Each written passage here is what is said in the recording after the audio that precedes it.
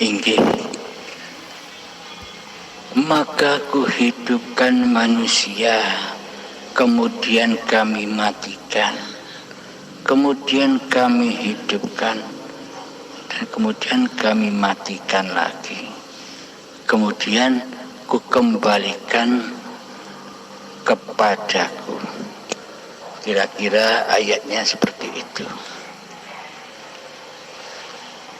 Kuhidupkan yang pertama maksudnya ketika saat tanah ini mulai dihidupkan oleh Allah.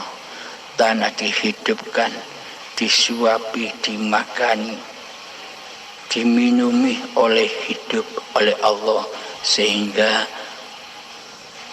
berjalan menuju tumbuh-tumbuhan.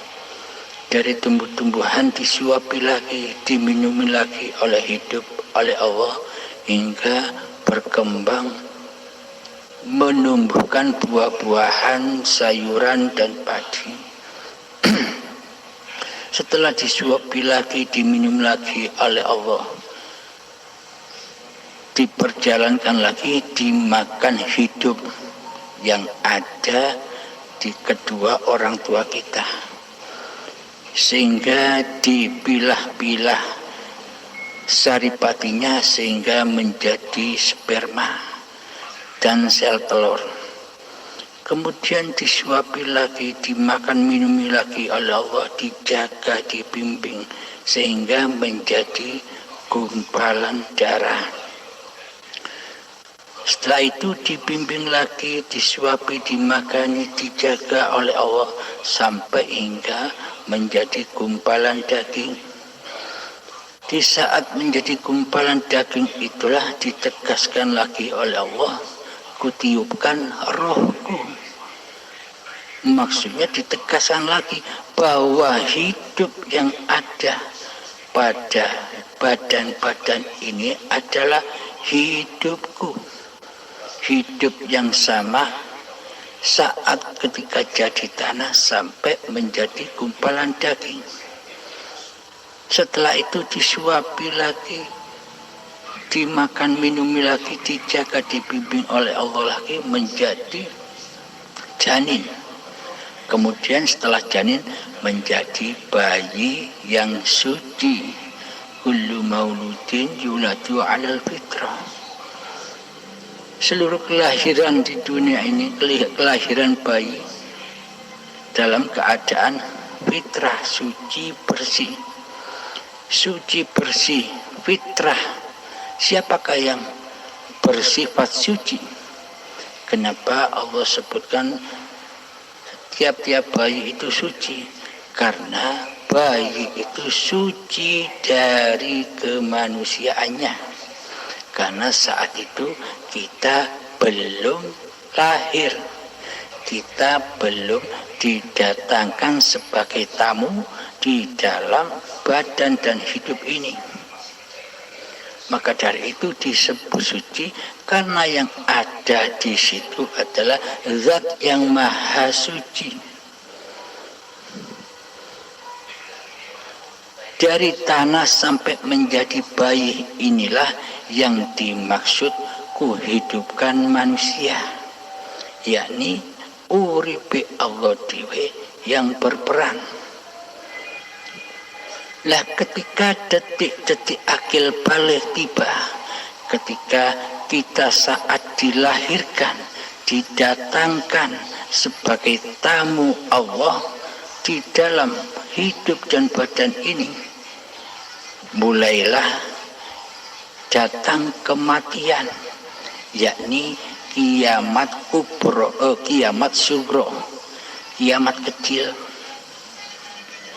yakni lengsernya kekuasaan Allah diganti khalifahnya, wakilnya.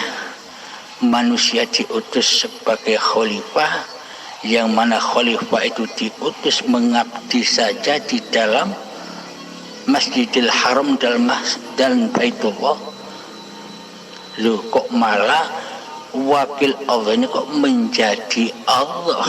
ketika detik-detik akil balik tiba, yang merasa mengakui bahwa wujud ini wujud manusianya, bahwa hidup ini hidup manusianya, bahwa kuasa ini kuasa manusianya. Disitulah alam kematian di sisi Allah. Manusia dihidupkan lalu dimatikan. Jadi ketika detik akil balik itulah datangnya kiamat kiamat sugro, kiamat kecil. Meskipun manusianya masih ada, masih hidup, tapi hatinya kiamat, hatinya mati, jiwanya mati, kesadarannya akan Tuhannya. Inilah yang disebut mati. Kapan manusia dihidupkan kembali? Ketika manusia sudah datang kesadarannya akan kezaliman kesalahannya selama ini, yang merasa mentuhani, yang merasa menguasai Masjidil Haram dan Masjid dan Baitullah ini sebagai miliknya. Ketika datang kepahaman, ketika datang kesadaran hati untuk bertuhan, maka dicarilah ilmu hakikat dan ma'rifatnya. Kemudian ketika si hamba ini sudah benar-benar mensucikan dirinya, mensucikan Allah daripada diri kemanusiaannya, inilah dihidupkan kembali. Inilah makna hayatullah, dihidupkan lagi 2 kali. Ketika detik-detik ajal menjemput, inilah kiamat kubro,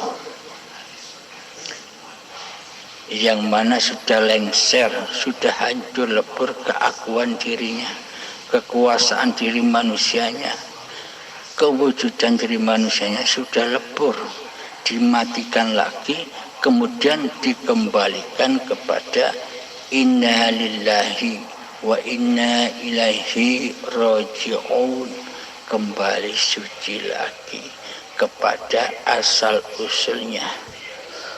Di dalam ketika manusia sudah menjadi mayat, disitulah proses-proses menuju asal usulnya, yakni dari tanah. Sama halnya ketika dari tanah dihidupkan Allah sampai menjadi bayi. Nah, di dalam mayat sampai menjadi tanah lagi, kira-kira kita ada.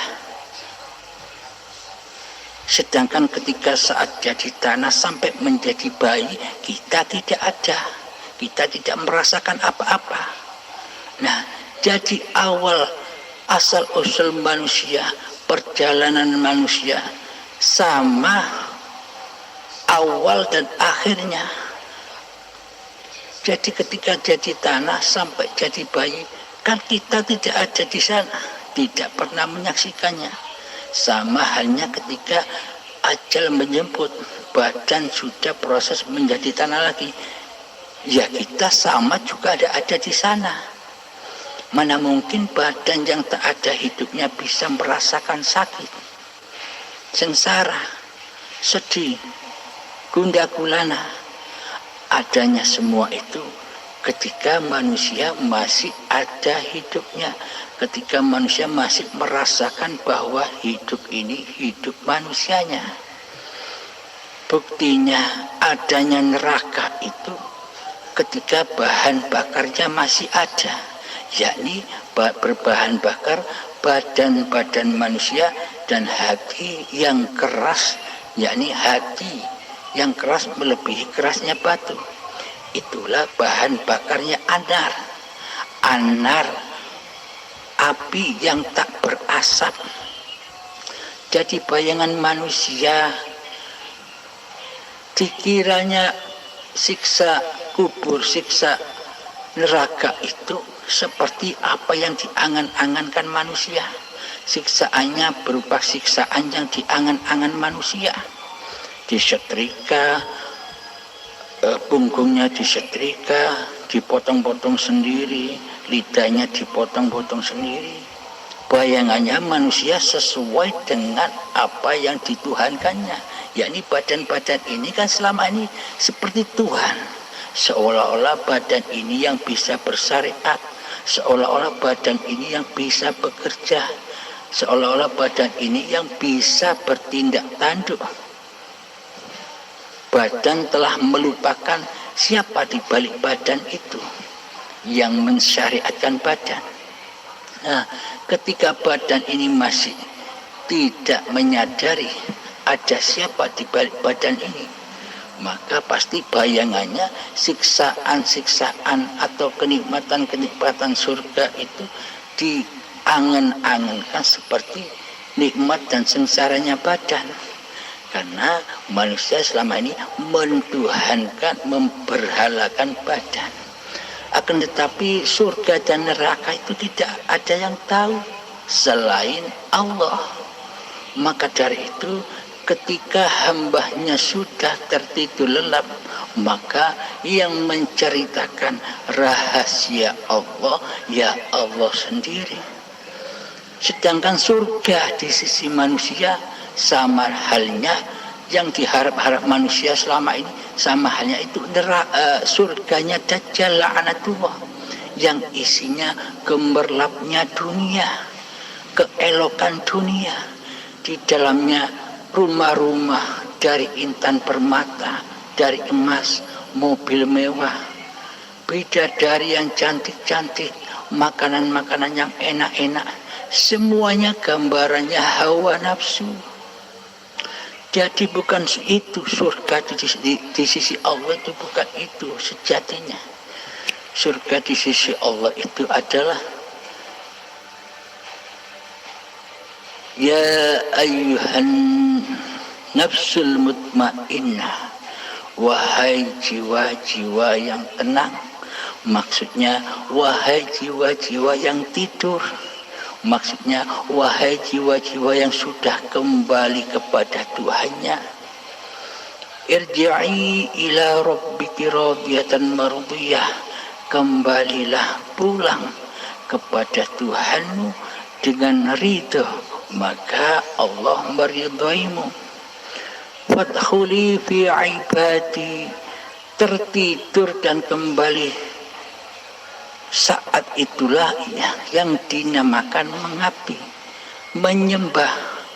Mengabdi, menyembah itu maknanya jika hati sudah kembali tidur, jika hati sudah bergantung kepada Tuhannya, itulah makna sholat, itulah makna ibadah, yakni praktek hati sudah lillahi ta'ala.